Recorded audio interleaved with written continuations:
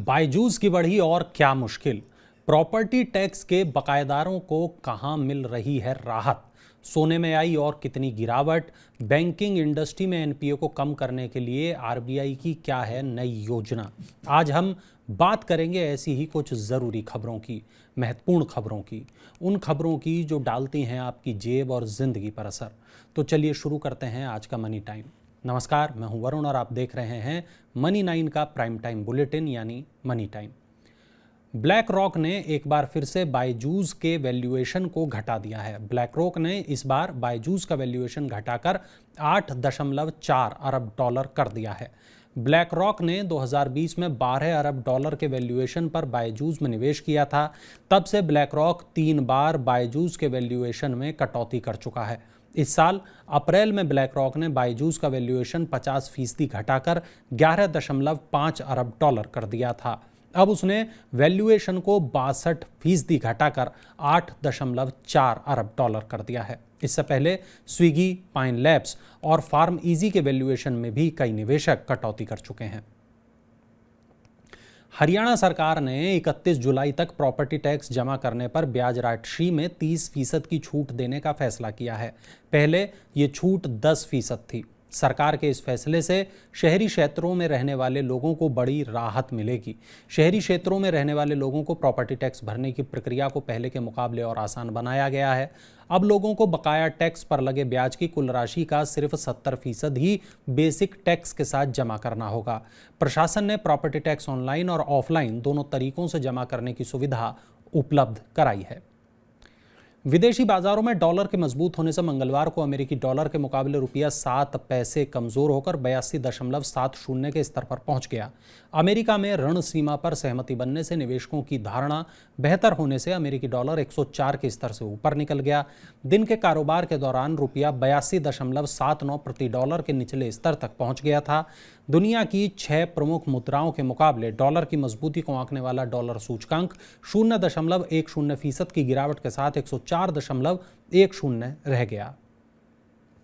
भारतीय reserve bank ने फंसे कर्ज के बदले प्रावधान को लेकर अनुमानित नुकसान आधारित व्यवस्था पेश करने का प्रस्ताव रखा है और नई व्यवस्था के तहत बैंक खुद के कर्ज के नुकसान का मॉडल बना सकेंगे। इससे फंसे कर्ज के समाधान में तेजी आएगी और एनपीए को रोकने में भी मदद मिलेगी। आरबीआई ने कहा है कि प्रावधान को लेकर अनुमानित नुकसान आधारित व्यवस्था की घोषणा इस वित्त वर्ष में की जा सकती है। आपको बताएंगे बुलेटिन की 5वीं खबर, लेकिन उससे पहले बता दें कल दोपहर 1 बजे हेलो मनी 9 में क्या कुछ होगा खास। हेलो मनी 9 आपके लिए लेकर आते हैं 1 बजे मेरे वरिष्ठ सहयोगी विपुल सिंह, और कल हेलो मनी 9 में जो मेहमान हैं उनका नाम है श्रीकांत चौहान, रिसर्च हेड हैं कोटक सिक्योरिटीज के। वो देंगे आपके तमाम सवालों के जवाब बुधवार 1 बजे लाइव। तो जुड़ना मत भूलिएगा 1 बजे बुधवार को लाइव इस शो में। और स्टॉक्स पर अगर आपका कोई भी सवाल है, कैसा भी सवाल है, तो आप पूछ सकते हैं श्रीकांत चौहान से। और आपको करना यह है कि एक व्हाट्सएप के मैसेज पर आपको लिख भेजना है अपना सवाल, अपने शहर का नाम और अपना नाम। और आपको किस नंबर पर इसे भेजना है? आपको भेजना है 9311211874 पर। तो श्रीकांत चौहान स्टॉक्स पर देंगे आपके तमाम सवालों के जवाब। आप देखना बिल्कुल मत भूलिएगा विपुल सिंह के साथ हेलो मनी 9 दोपहर 1 बजे। दिल्ली सराफा बाजार में मंगलवार को सोना और सस्ता हो गया। सोने का भाव 90 रुपये की गिरावट के साथ 59,945 रुपये प्रति 10 ग्राम रह गया। चांदी की कीमत भी 350 रुपये की गिरावट के साथ 72,250 रुपये प्रति किलोग्राम रह गई। विदेशी बाजारों में सोना नुकसान के साथ $1939 प्रति औंस रह गया। वहीं चांदी भी गिरावट के साथ $23.05 प्रति औंस पर आ गई। अमेरिका में सरकार और संसद के बीच ऋण सीमा बढ़ाने पर सहमति लगभग बनने के बीच निवेशक सोने की बजाय डॉलर खरीद रहे हैं और इसलिए सोने की कीमतों पर भारी दबाव बना हुआ है। महाराष्ट्र सरकार राज्य के 1 करोड़ से ज्यादा किसानों को सालाना 6,000 रुपये देगी और इसके लिए एक नई वित्तीय योजना की घोषणा की गई है। नमो शेतकरी महासम्मान योजना को मुख्यमंत्री एकनाथ शिंदे की अध्यक्षता में हुई मंत्रिमंडल की बैठक में मंजूरी दे दी गई। ये राशि किसानों को प्रधानमंत्री किसान सम्मान निधि योजना के तहत केंद्र से मिलने वाले 6,000 रुपये के अतिरिक्त होगी। 2023-24 के बजट में इस योजना की घोषणा वित्त मंत्री देवेंद्र फडणवीस ने की थी। लखनऊ के चौधरी चरण सिंह अंतर्राष्ट्रीय हवाई अड्डे पर मंगलवार से फास्टैग सॉल्यूशन की शुरुआत के साथ ऑटोमेटेड कार पार्किंग प्रणाली शुरू हो गई। हवाई अड्डे पर आने वाले सभी लोग फास्टैग पार्किंग सुविधा का लाभ उठा सकते हैं। फास्टैग भारत की इलेक्ट्रॉनिक टोल प्रणाली है। त्वरित आवाजाही की सुविधा के लिए हवाई अड्डे ने फास्टैग विकल्प का उपयोग करने वाले यात्रियों के लिए प्रवेश और निकास के लिए लेन 2 निर्धारित की है। फास्टैग के साथ वाहन की आवाजाही तेज होगी और हवाई अड्डे में प्रवेश निकास की प्रतीक्षा कर रहे यात्रियों के लिए रुकने का समय कम होगा। भारतीय रिजर्व बैंक किसी भी परिस्थिति में काम करने वाला एक नया पेमेंट सिस्टम तैयार कर रहा है। प्राकृतिक आपदाओं, डिजिटल हमले और युद्ध जैसी विनाशकारी घटनाओं के दौरान महत्वपूर्ण लेन देन के लिए ये सिस्टम उपयोगी होगा। आरबीआई का प्रस्तावित lightweight and portable payment system यानी LPSS पारंपरिक टेक्नोलॉजी वाले पेमेंट सिस्टम RTGS, NEFT और UPI से बिल्कुल अलग होगा। इसे बहुत कम कर्मचारी कहीं से भी संचालित कर सकेंगे। आरबीआई का मानना है कि प्राकृतिक आपदाओं और युद्ध जैसी भयावह घटनाओं में RTGS, NEFT और UPI जैसी प्रणालियां अस्थायी रूप से बंद हो सकती हैं और इसलिए इस तरह की विषम परिस्थितियों का सामना करने के लिए नया सिस्टम तैयार किया जा रहा है। अब आपको नवी खबर की तरफ मैं लेके चलूंगा, लेकिन उससे पहले मैं आपको बताऊंगा एक बहुत ज़रूरी सूचना। मनी9 की वेबसाइट लॉन्च हो चुकी है।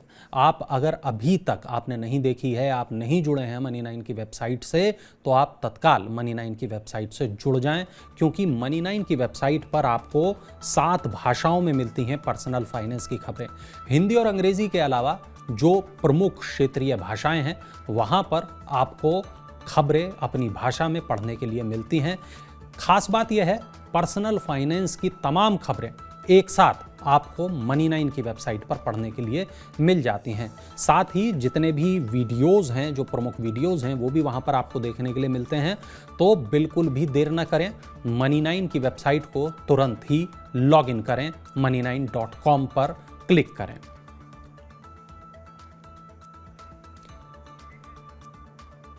चलिए अब आपको बताते हैं बुलेटिन की नवी खबर। घरेलू शेयर बाजारों में मंगलवार को लगातार चौथे कारोबारी सत्र में तेजी बनी रही।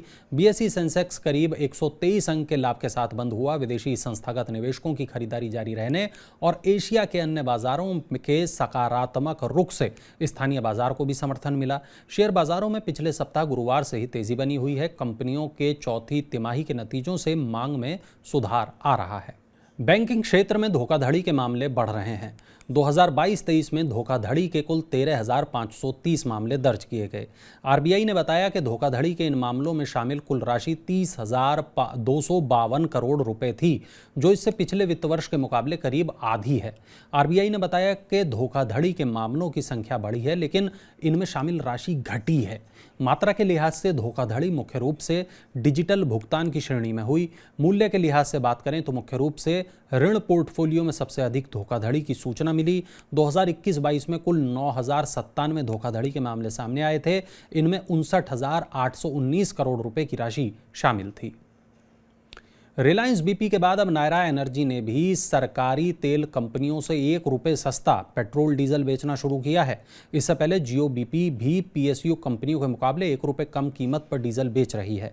IOC, BPCL, HPCL ने कच्चे तेल की अंतर्राष्ट्रीय कीमतों में गिरावट के बावजूद घरेलू बाजार में कटौती नहीं की है। दूसरी ओर निजी ईंधन खुदरा विक्रेता इस गिरावट का लाभ उपभोक्ताओं को दे रहे हैं। नायरा एनर्जी के पास भारत के 86,925 पेट्रोल पंपों में 7% से अधिक की हिस्सेदारी है।